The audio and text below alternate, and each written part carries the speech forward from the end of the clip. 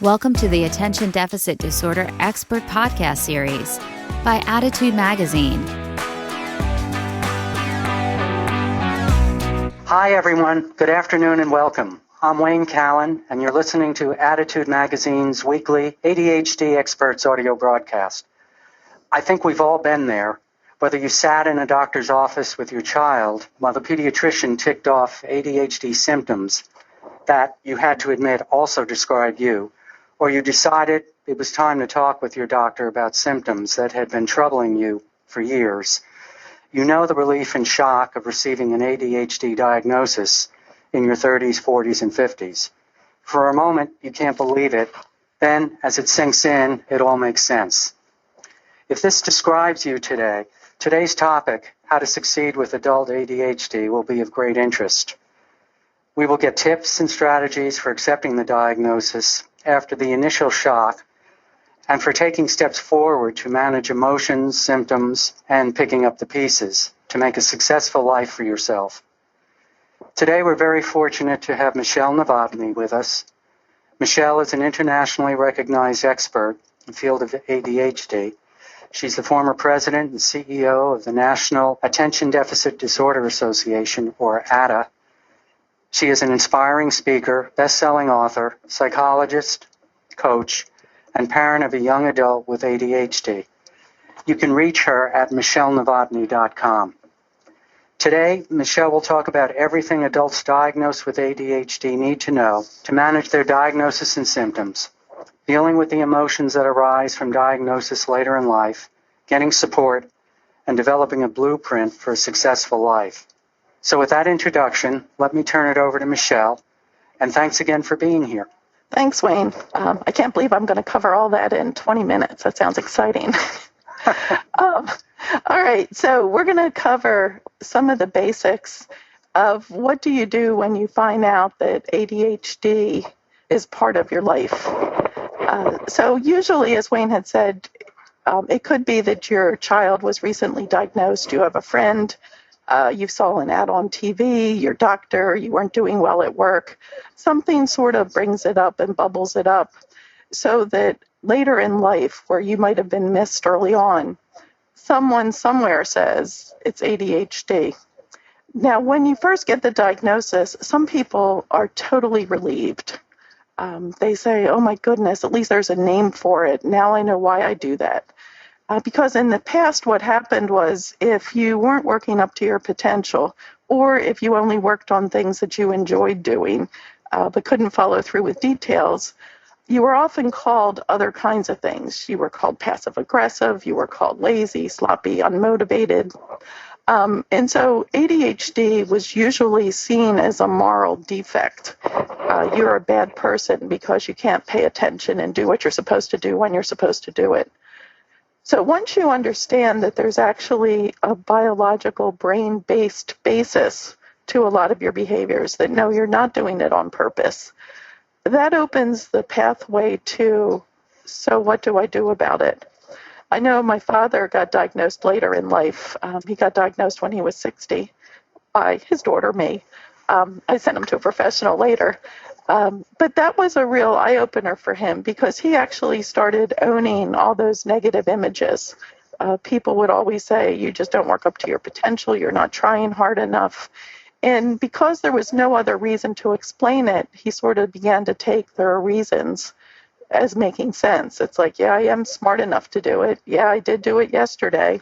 I guess I just didn't want to do it today. So what happens is by the time you're an adult, if you find out it's ADHD, oftentimes your self-esteem has been pretty beaten up. So the fact that it's been identified is a wonderful opportunity to figure out how are you going to manage this. Now you know what this is. The first part is going to be to try to set some reasonable expectations. A lot of people with ADHD get really, really excited, and they figure if they go to a doctor, they might get a medication and they'll be better this week. It doesn't usually quite work that way. It often takes a while to find professionals who are going to work with you effectively. Even if you do use medication, it can take several different doses of medication. It could take several kinds of medications. It could even take pairing of medications. And then even if you find a medication that works, you still need to learn the skills because the pills aren't the skills. And if you developed this early on and have kept it going, you've actually missed a lot of really important skills. So the first thing is to be patient, but realize that you're on a path, but it's not going to necessarily be a quick fix.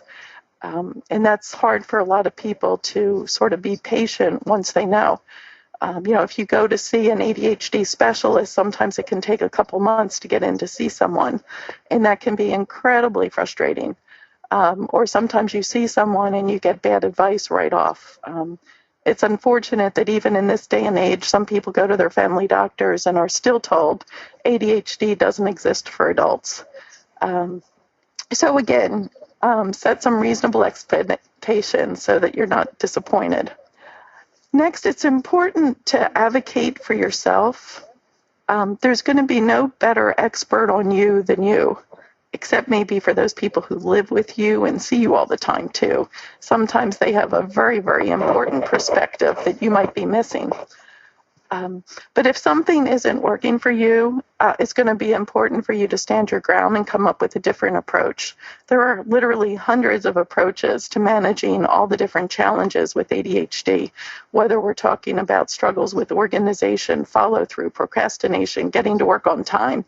Again, there's a host of possible challenges, and fortunately, there's a host of solutions. I know I have some people who are told they're supposed to file their papers in a drawer, and only touch a paper once and put it in the file folder in the cabinet. Well, a lot of my clients feel like if they put a paper in a file folder in a drawer, it's gone forever. They'll never see it because they organize spatially. They can tell you that that file was blue and it's about a third of the way by the pile by the left window. So again, a system of burying it in a file cabinet might not work for them, but some kind of spatial organization plan may. So again, you're going to need to really understand how your brain operates and to get some good feedback back on, is this working? And in addition, it's going to be really important to listen to the people around you. People with ADHD, unfortunately, are not always the best self-observers. Even without ADHD, we're not always reliable. So just realize if people around you who you care about are saying, honey, you still jump and interrupt all the time and you talk way too loud. Many of the people with ADHD will say, no, I don't. I know my son has a very loud voice with his ADHD and he doesn't think he does. And so there's an app that does noise levels. So a lot of times I would just push the button on the noise level app and it's always in the bright, bright red category, which again gives them feedback that for a normal person listening, yes, that is really loud. So again, there's ways to get feedback back, and that's going to be really important. The next piece is if you're newly diagnosed too, to don't limit yourself to just one specialist to work with you. We have two issues here. One would be that, if you see a physician, they generally tend to prescribe medications, but they might not be the best at doing behavior management or coaching strategies, which also could be really important for you. In addition to the fact that different professionals have different skill sets, it's also going to be some people you're just going to work better with than others. If somebody doesn't feel right to you, if you don't feel like they're really listening to you, if you don't feel like they're helping you, it might be time to check somebody else out. So again, this is going to be a journey for a while, so it's going to be important that you like the person and trust the person or the people that are on your team that are moving forward with you. So don't be afraid to look for more than one, and don't be afraid to supplement. Because again, behavioral strategies from somebody who understands ADHD can be really, really beneficial. I've had people that have been on the verge of losing their job, and that's how they found out they had ADHD. A number of times people have been really, really late for work. And The doctor would give them medication, but that still didn't help them get out of bed in the morning and get to work on time. So as a coach, I had to work with people on coming up with strategies. There may be some of you there who have a struggle with getting up in the morning and getting to work.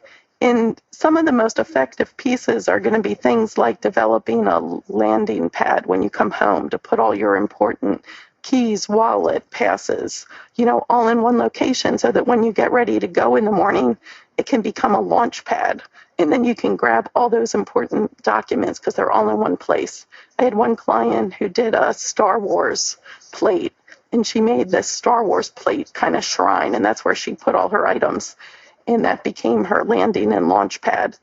And that really seemed to help her come and go. So again, whatever the specific issues are, we're going to need that. Also, alarm clocks. Alarm clocks vary greatly. You might need an interesting song to wake you up, or you might need quiet, gentle music. I don't know what would be best for you, but it's going to be important for you to work with somebody and come up with all the different tweaks so that you can get yourself dealing with the challenges that you have. Probably one of the most important pieces to take away too would be, even if you are on medication, you might not be on the optimal medication for you. A lot of people try a medication and they don't try the next dose, or they don't try the next level up because what they're on is better than what they were. But it's sort of like glasses. The doctor will keep on adjusting your lenses and say, how's this, how's this, how's this? And then finally they say, it's like, no, it's all blurry. And then you go back to your optimal dose. So many adults use some medication, but they don't optimize the medication. So I would strongly urge you to try to work with somebody who will optimize your medication and work with you. And I would encourage you to give that a shot too, because that just might be the difference between you doing really well and you just getting by. If you're just diagnosed with ADHD, most people, it's pretty common to have sadness and a sense of loss. And this is around, if only I would have known. If only I would have known, I probably would have done better in school. Or if only I would have known, I could have maybe become this. Or if only I would have known, maybe my marriage wouldn't be falling apart. So again, as you start to reflect back, you get to see all the different challenges that you had through the lens of ADHD. And oftentimes there's sadness, and sometimes there's even anger. Why didn't somebody pick up that I had ADHD? If you were a hyperactive boy in school who was a behavior problem, you probably aren't on this call right now because the hyperactive, misbehaving boys got picked up pretty easily, usually, and they were the first to be diagnosed with ADHD. If you're a female with ADHD and you tended to be pretty cooperative, or if you have inattentive ADHD, and so you weren't a behavior problem, it's very likely that you could have been passed up and passed over because people never saw the typical ADHD. And what happens is they just kept on saying, oh, you're just not trying. Oh, I guess that's all you can do. I had a client, a high school senior, and I was asking her what she was going to do when she graduated. And I remember her saying, I'm going to probably fix hair. I'll go to beauty school. And so I said, so do you like doing hair? And she said, no, but at least it's something I can do. I certainly can't do school. And talking to her, she seemed very, very sharp, very bright, very intelligent. And she definitely was not hyperactive. She was seeing me because of depression. And when I started to talk more, I heard how awful school was for her. I heard how hard she tried. I heard how it was hard for her to retain information. She would miss important details. And so in my brain, the ADHD symptoms for inattentive were just going through. And when we finally assessed her for ADHD, she definitely had ADHD, and that's why she was underperforming so awfully. So she got treated for ADHD. We developed some strategies, and she had ended up in college. And the interesting part was her mother, who was in the office with me, was hearing the signs and symptoms. And she said, I think that's me too. I also didn't graduate from school. I also struggled. And so I went through the checklist with the mom and did an assessment, and sure enough, she also had undiagnosed, untreated ADHD. The next couple months later, I had a call, and both the mother and the daughter had gone to college, and both of them had made the honor roll once they understood the ADHD. So again, it's going to be normal to grieve losses and wish that other people had picked up on it. And you could have seen a doctor, and a doctor could have told you, no, it's not, early on. So it's going to be important to forgive them, grieve your losses, and move on, because staying stuck in the sadness isn't going to help you manage. And now that you know ADHD is involved, there's a whole new world out there. And so it's going to be important to jump in and start figuring it out now that you understand this piece. With ADHD, fortunately, there are strengths. And with any person has strengths, but ADHD seems to have some pretty unique strengths. People tend to think outside the box. They tend to problem solve creatively. They tend to have different perspectives. And so it's going to be really important for you to understand the way you're wired. What is it that you are really good at doing? And how can we use that to help you navigate your life more effectively? I worked with a number of people who are in sales, and they often excel at selling whatever it is they're passionately believing in. And unfortunately, they're usually awful at turning in their travel reimbursement slips, and they're awful at getting in the monthly reports on time on the right form. And so what we have to do is figure out, how do we turn what you're really good at into something that you can use to make up for what you're not. And sometimes we end up delegating a lot of what you're not good at and trading it and bartering it off, and we'll talk a little bit more about that.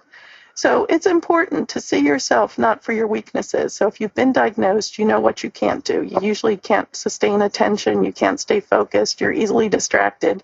There's that whole negative list. So what I'd like you to encourage you to do is, what are you really good at doing? And I'm sure you may have seen it by now, but there's a nice poster that has a fish and trees. And, the fish don't climb trees. But imagine if fish were judged on their tree climbing, they would be a terrible failure. But now imagine if fish were judged on swimming. There they would excel. So the important part is to know if you're a tree climber or a swimmer, and see if we can get you in an environment where you're likely to excel. And as you begin this ADHD journey, it's also going to be important for you to understand, what do you really need to shore up on, and who can help you, and what resources can you use. So for instance, if you're really struggling at work, what is it that people are saying that you need to do more of or do better? And how can you get to do that? And again, is this a medication issue? Is this a coaching issue? Is this a change in environment issue? So it's really important to hear, what is it that you need to adjust to be successful. I had people who have gotten fired from their job. I had one gal who was an incredible nurse, and they ended up firing her because she wasn't showing up for work on time. And in talking to her, she was actually in shock that they fired her. She said, I'm one of the best floor nurses they have. And she said, and I was never more than 5 or 10 minutes late, and I always made it before the reports were done. I can't believe they fired me. This came out of the blue. But in talking to her, she had been written up several times for being late. Her supervisor had said, you're one of the best nurses we have, but you're going to need to be on time or we're not going to be able to keep you. And so she had actually not really paid attention to all the clues leading up to that point, that being on time really mattered.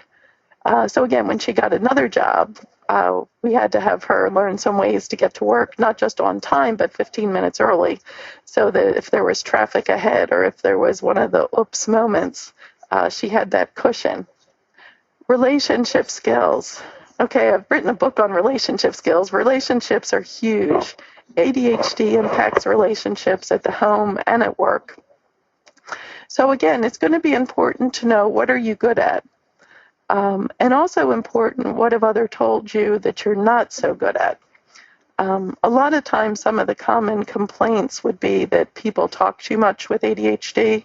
especially if you have the hyperactive kind. The hyperactive kind tend to talk too much. They tend to interrupt and not really listen and pay attention to others that well. If you're the inattentive kind, you sort of miss things and are saying what a lot and trying to get caught back up. And people feel like you might not be quite as engaged. So it's going to be important to take a look at your set of skills. There's research on something called likability, and likable people have certain traits. I have a social skills checklist called the Novotni Social Skills Checklist, and it has 22 different factors that make people likable. And you can actually rate yourself and have other people rate you on how likable you are. You can see what you could work on that can help improve. If you go to my website, on the front page and sign up, we'll send you a copy. So, Wayne, in the meantime, are there any questions so far? And then I can finish up, or? Yeah, there's one. Charlie Joe asked, I was diagnosed 2 years ago. I haven't come to terms with accepting the condition. Is this normal? Could you advise me on how to move forward with this? Is there a lag time between actually getting the diagnosis and accepting it? Obviously there is, but... I guess it depends on what you've done in the meantime. If you found out you had ADHD and then didn't really do much in the interim, that could go on for quite a while. But, if you do things like read Attitude Magazine and get on the website and look at some of the articles, go to some of the conferences, go to webinars and listen, most people start to really resonate once they hear the stories of others. And they go, oh, yeah. And again, I think it's confusing with ADHD because we have the two different kinds. We have the hyperactive kind and we have the inattentive kind, and they look terribly different. And then in addition to that, people have co-occurring conditions, which means it might not be just ADHD. It could be ADHD and depression. It could be ADHD and anxiety. So it's not like everybody who's got ADHD looks the same. But I think if you start to hear the stories of the people and start to read and understand more, it's like everyone seems to struggle with a lot of the same executive functioning types of behavior.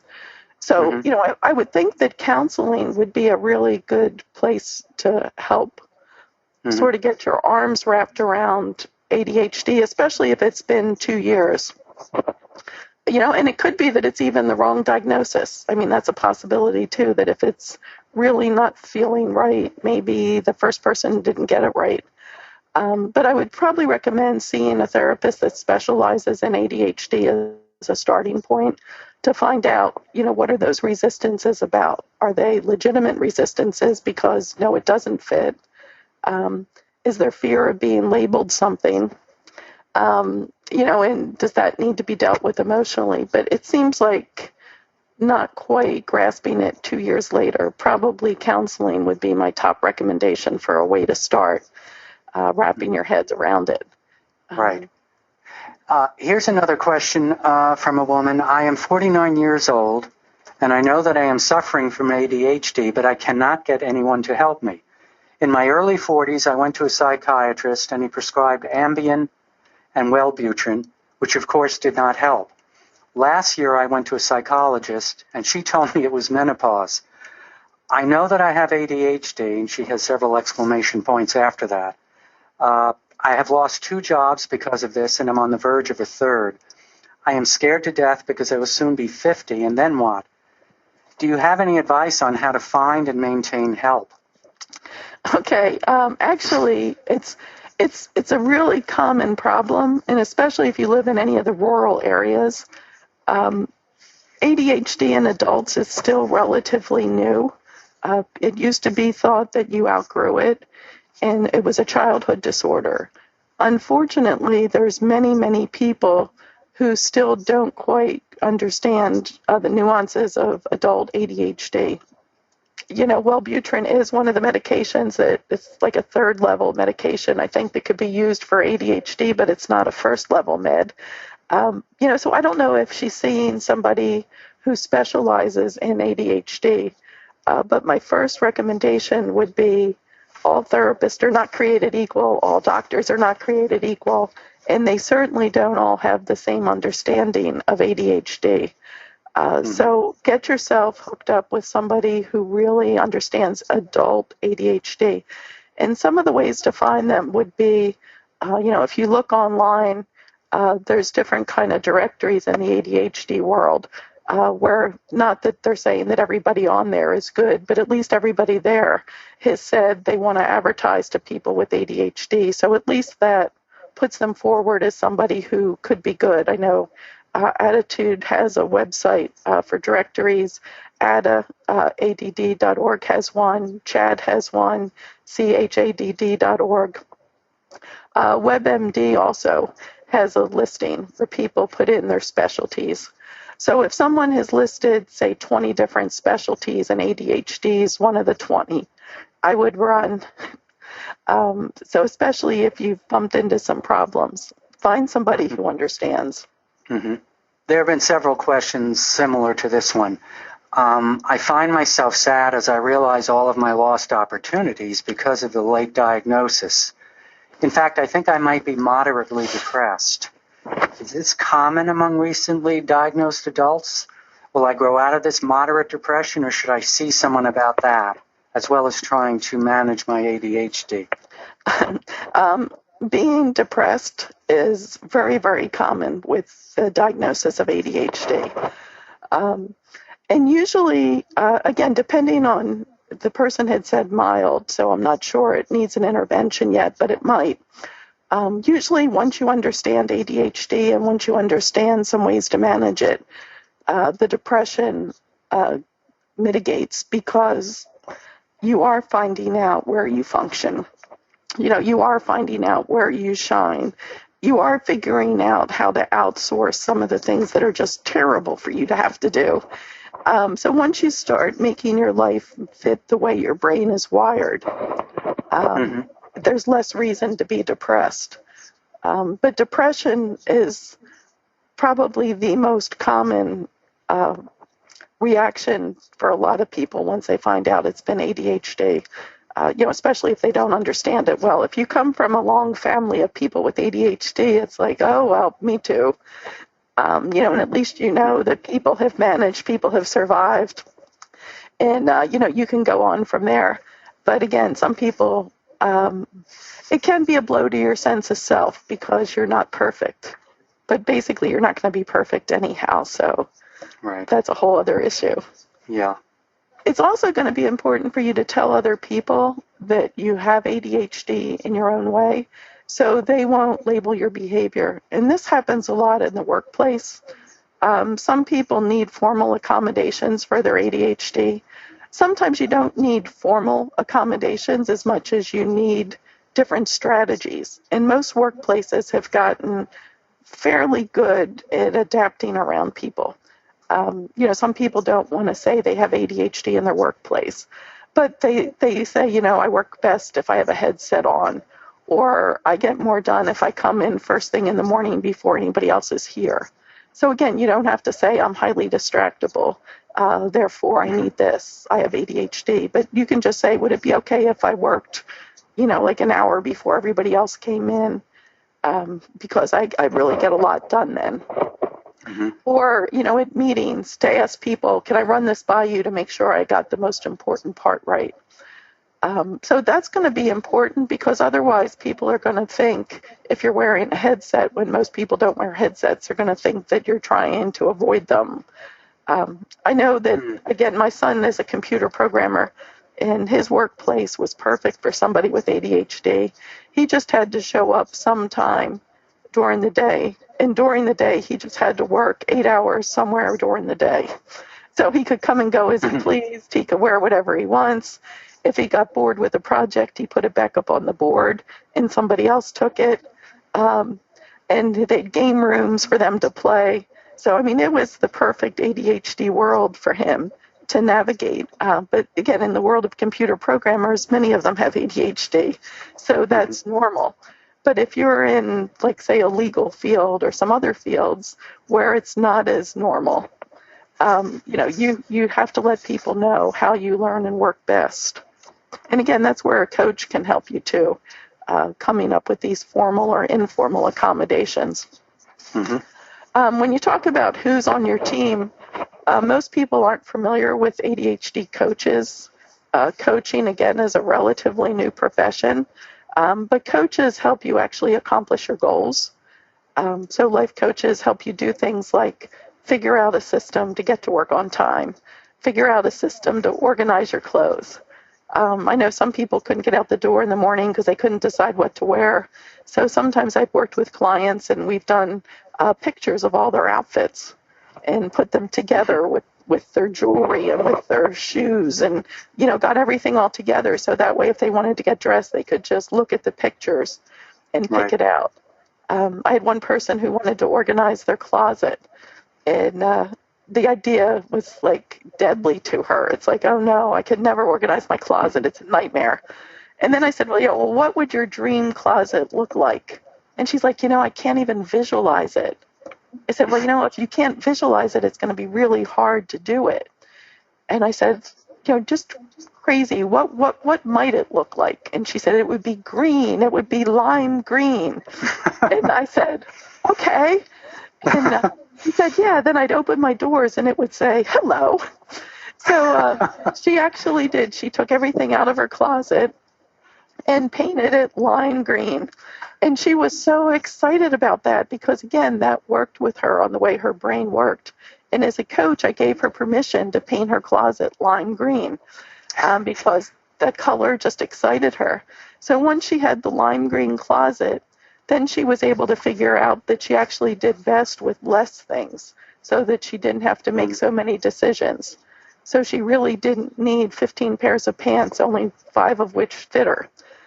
So again, she had a friend who was pretty ruthless with her, and body doubles is another nice coaching strategy. So somebody sat with her and said, do you want this or no? And does this fit or no? And helped her. And she was so excited when she came in with her closet. So her lime green closet actually helped her be on time. Mm-hmm. So again, painting a closet lime green is probably not something your physician would do to help you. They wouldn't tell you that. But an ADHD coach absolutely would. So again, you may need a coach to help you with practical life skills. You might need a physician to help with medication management. You might need technology. And Wayne, you know this one with all the apps for ADHD. Mm-hmm. That there's many, many apps that can help people be more effective and efficient. So technology really can help. It can help you capture receipts. It can help you track your money. It can help you find out where you are, where you're going. There's even an app that tells you to leave now based on the traffic patterns. So again, there's a whole world of support out there once you understand what's going on to stop you from being effective and efficient. Mm-hmm. All right. The final word of advice here before we get back to more questions would be to understand that ADHD is going to be a marathon, not a sprint. This isn't going to be one shot. I'm going to do this one thing, and then I can cross ADHD management off my list. Especially if you've been diagnosed later in life, you haven't developed a lot of the strategies, structures, supports, and skills. And some of these you're going to need to learn or relearn. Also, you have the whole self-esteem. And again, the self-esteem has really been damaged by most people with ADHD who get diagnosed later in life because they've run into brick walls over and over again and haven't known why. So again, if you've gotten to the point where you've figured out it's ADHD, kudos to you because you must be resilient, you must be persistent, hard-headed enough to keep on trying. And I really commend you for that and your spirit for that because it's hard to have come up through the ranks and not know that this is a piece of it. So the good news is the back half is going to be much easier because now that you know what it is and now that we know all these effective strategies, structures, and support, the back half is going to be a whole lot easier to navigate. But again, it's not going to be super duper fast. It's going to take a little bit, so be patient. All right, so what else do we have for questions? Well, there are a lot of questions about medication. One person just made a comment that basically said, I was disappointed when I took the medication and found out that all of my problems weren't solved. That's one of them. Have you found that with clients that, they take ADHD medication and they think they're going to be in the clear? Okay, well, remember my first slides were about setting the right expectations. Right. The ADHD medication would help the brain to function more effectively if it's the right medication and if it's at the right dose.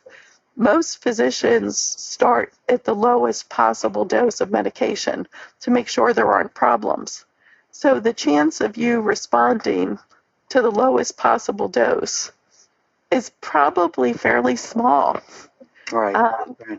So it's very common to need the medication to be adjusted several times. And the physicians that I like to work with were the ones that would, let the clients adjust their medication quickly. There were some doctors who would put somebody on the lowest dose of a med and then tell them to come back in 3 or 4 months.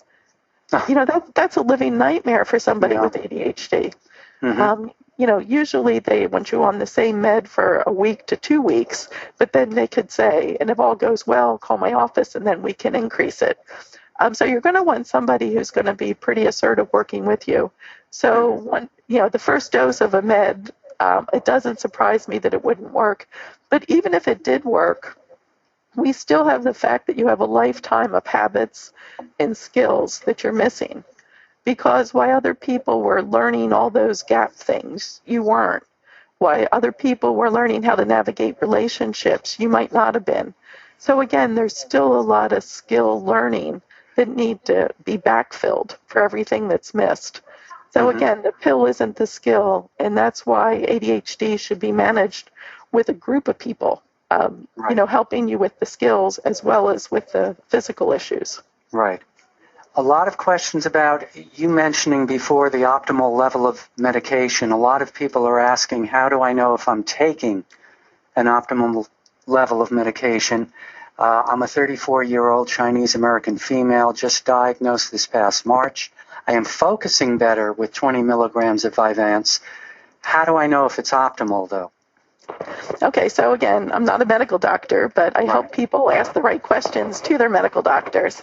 So that would be the question to go back to your physician and say, I'm doing better on 20. Do we know if this is my optimal dose? Or would it be possible to go up to the next dose and see if there's added benefit for me? And again, with medication, you're always doing risks and benefits, and that's why you have to talk to your physician. But 20 could be really good, but 40 could be wonderful. So it would be important to give your physician data too. A lot of people come and talk to their doctor in vague terms, but it would be, I still have a hard time keeping track of time. I still start things and don't finish. So, maybe if you went on one of the websites and grabbed an ADHD checklist and then came into your physician and said, I've improved in these areas, but I'm still struggling here. So again, if you give them some data, that tends to make it easier for them to make decisions. Because unfortunately, too, a lot of the adults with ADHD, when they see the physician, they could talk about a blue car that's outside. They can talk about all sorts of things. And then next thing you know, your time's gone and you haven't really addressed what's important. So make sure when you talk to your physician, you have your notes already written out, what you want to say. But again, I find that if you bring checklist or specific information, and if you have somebody who lives with you, have them write a couple notes too, if that's helpful.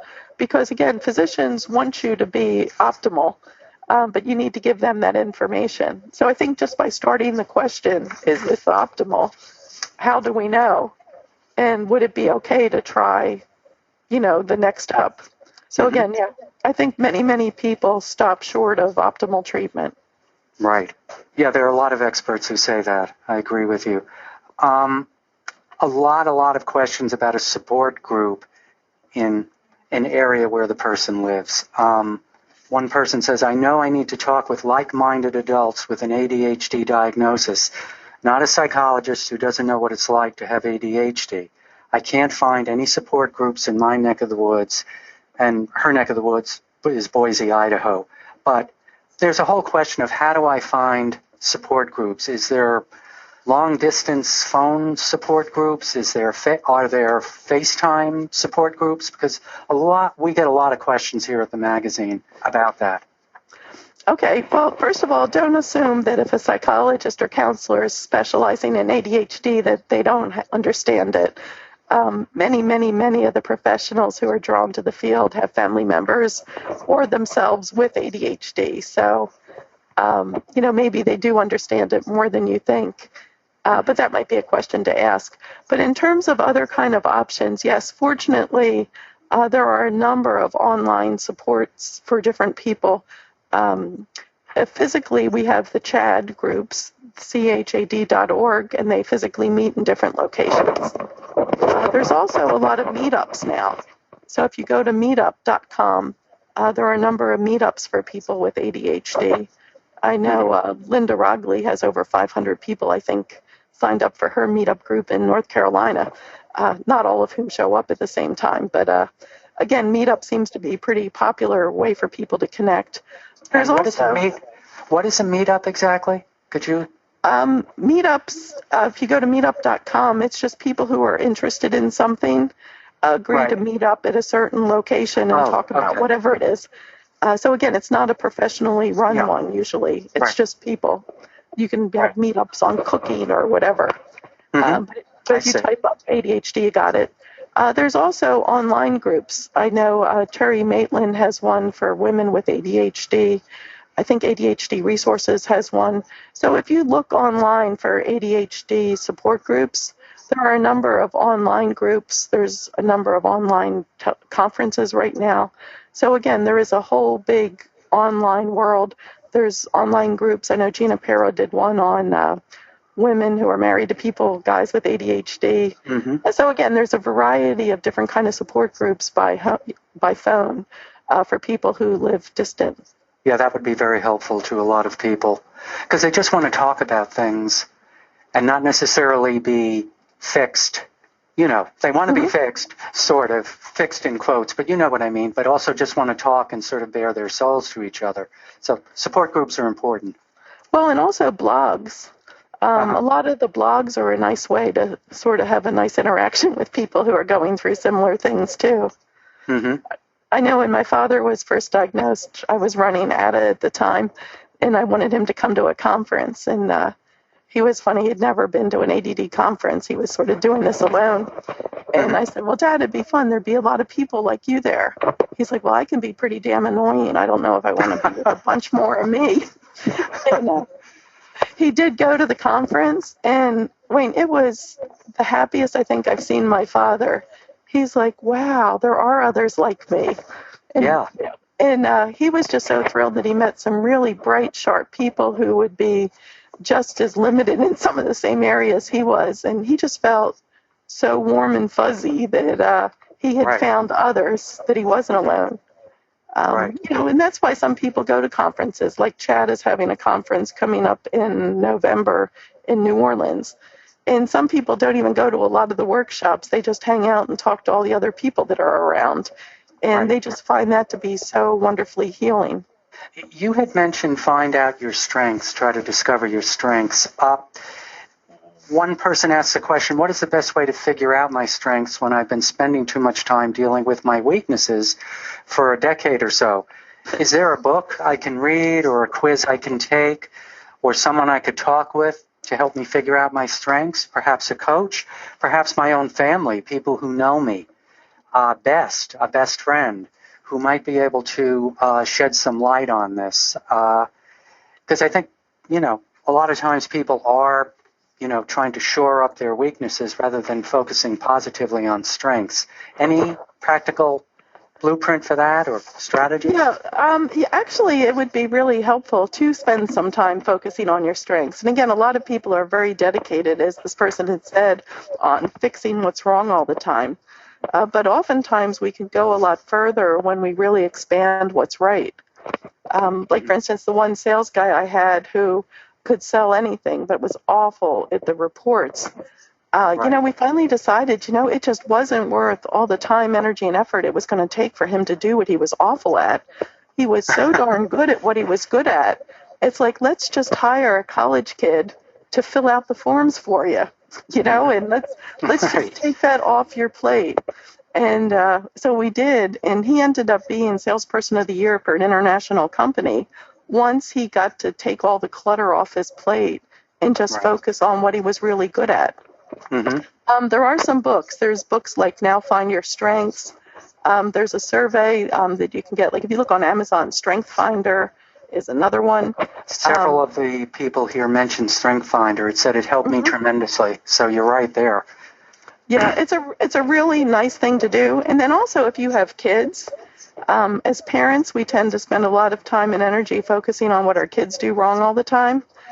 And so it would be really good to also, maybe take a look at their strengths. And Strength Finder does have a version for college-age kids, for the high school kids, to spend some time and energy around what are your strengths.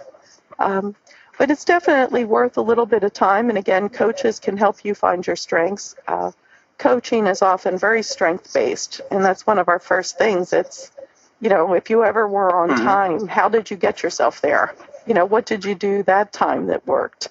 What strengths did you rely on? So again, coaching is a field that's all around, finding your strengths and utilizing your strengths to succeed. Several questions about when should I start shopping around for a new doctor or specialist? Are there some signals or things people should be aware of when the relationship, maybe you like the person, but you're not getting the help you need? It's just not happening for you. So are there any points people should be aware of when they should start shopping around? I guess the first thing would be if you found somebody carefully the first time. So, if you checked and somebody really has expertise in, say, ADHD, and, you're just not happy, that's worth a couple conversations. It's like, I just don't feel like I'm making enough progress, or I'm wondering if there's more. So it would definitely be worth trying to see what else. Is there something else I can be doing to help, us get to a better point? If you sort of backed into working with somebody because the physician's assistant was the person that was on duty that day and they really don't get this and they don't understand it, I'd probably be looking sooner as opposed to later. So again, if you're currently working with somebody without skills and expertise in ADHD and you're not doing well, I would encourage you to probably look sooner as opposed to later. If you have found somebody who's supposed to be fairly good at ADHD and it doesn't seem like it's working for you, I would probably try to have a couple conversations before changing. Also, if it just doesn't feel right, and this is a little hard to describe, but sometimes somebody just doesn't feel comfortable to be working with. And if that's in place, you might want to start looking too, because goodness of fit is going to be really important. Because if you don't really trust somebody and feel so comfortable with somebody, you're probably not going to be as open and honest with them. And if you're not open and honest with them, you're probably not going to be working on the things that are as important. So again, having a real connection with the person you're working with can help you move along a lot quicker. Because again, some of the stuff we talk about in coaching, some of these people are deeply embarrassed. And, they have to feel comfortable enough to tell me, no, they didn't do this again. And they don't know why they didn't do this. Or, that this awful thing happened to them. But again, coaching and counseling are about creating a safe place where you're comfortable. But if you're feeling judged, or especially if you're feeling shamed, if somebody's telling you you shouldn't do this, and, then it might be time to start looking around. So those would be some signs. Yeah. But if you're not doing well, see if you can do better. Several people have said they felt alone after their ADHD diagnosis. One person was diagnosed in his early 30s. Staying connected was always difficult for me, but now I go through times when I don't really feel like calling anyone. I try not to listen to the inner voice telling me that there is no point calling this or that person. Probably, or they said perhaps it could be the shame that I feel over the ADHD diagnosis and I'm isolating myself. I don't know I don't know if you've run into that. But this person wants some kind of help or some kind of direction. Well, again, this is sort of similar, I think, to the person that talked about the depression. Uh-huh. But with ADHD, some people tend to view themselves as defective or damaged goods. And that's going to be really important to understand. There's nothing you did to make yourself ADHD. Just like there's nothing you could do if you have, I don't know, if you have a short foot or if you have an eye defect. I mean, we know that you're born that way. It's physiological. Right. So it's going to be important to talk with somebody who can help him through the shame and also help with the depression. And I think getting to meet some of the other cool people with ADHD, or even if you want to go online and read some of the stories of the people with ADHD. I mean, like Ty Pennington was one of the guys that was very ADHD, and who else would rip down whole houses and try to build it with like 100 people in a day or something? And then there's Michael Phelps, who did the swimming, and his mom just didn't know what to do with him, so she threw him in a swimming pool and tried to keep him busy swimming. And if you start to read up, there's millions of people who have ADHD, and a lot of them are celebrities. And a lot of the celebrities have actually opened up their lives to people. Even Adam Levine, Maroon 5, talks about his ADHD. So, I think, and Shane Victorino is another one. So there's a bunch of people who are well known who have ADHD and have figured out ways to manage it. I think there's even a poster of brilliant people who were suspected of having ADHD. So again, I think read some of the stories online. And then, Wayne, does Attitude have stories on their website now? Yes, we have loads of personal stories on the website that come from the magazine, and some are written as guest blogs. Be Our Guest, we call it, and many, many people talking about how they've dealt with their ADHD and other challenges. There's some helpful stuff there. Because, people reading success stories and people reading other people's stories can definitely help you feel not alone. And it's not as scary as going to a meetup or something. Right. But again, I think if you go to any group of people with ADHD, I love ADHD conferences. It's just the warmest, most open group I've ever been in. And it's just... for me, it's just really encouraging to be there and see how much they reach out to other people. Now, again, trying to get one whole conversation finished from start to finish is also a challenge, and things jump around. Right. But you're definitely not alone, and it's not awful either once you learn how to manage it. Just one last one. I wanted to bring this up because so many senior citizens realize they have ADHD, and no one knows what to do for them at that point. Anyway, this was a very moving one. I'm a 78-year-old female just diagnosed with ADHD after all these years of struggling. I always knew something was wrong, but pushed through and coped as best I could. I have not taken any medication for this, and at this age, not sure if stimulants are a good idea anyway. I know my habits and behaviors are pretty fixed at this point, but any helpful suggestions you could provide for me? Well, I think the first thing might be to get an official name to it. I wasn't sure, was the person officially diagnosed or just thinks? No, just thinks. Okay, so... Oh, no, I'm sorry. She said she was just diagnosed with it, and she wants to know what to do at the ripe old 78.